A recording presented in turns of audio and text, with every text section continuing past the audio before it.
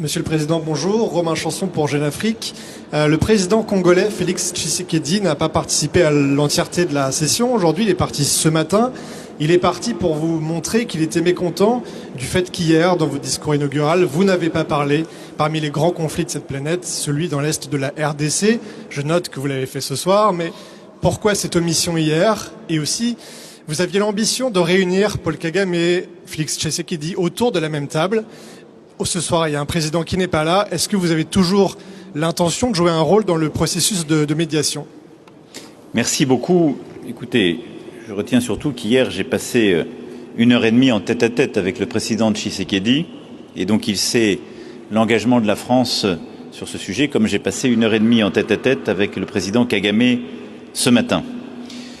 Et donc, oui, la France, la francophonie reste mobilisée pour résoudre cette crise qui impacte gravement la RDC. Et je réitère notre solidarité.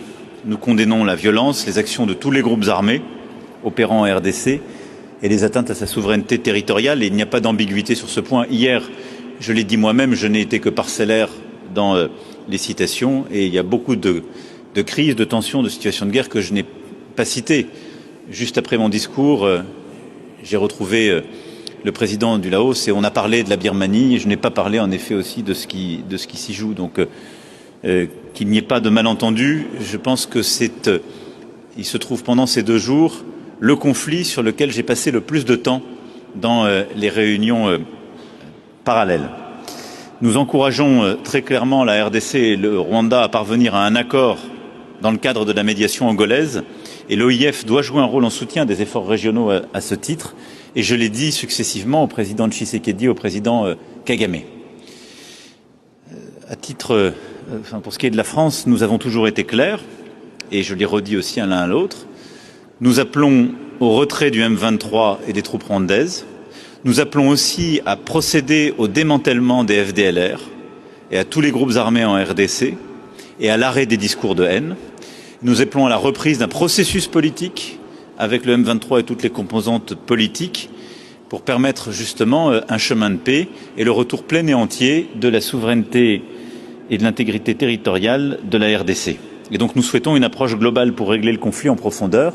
C'est ce que j'ai évoqué avec les 2 présidents successivement. Il n'a pas été souhaité une réunion à 3 que j'appelais de mes vœux. Je pense que la situation est encore trop tendue.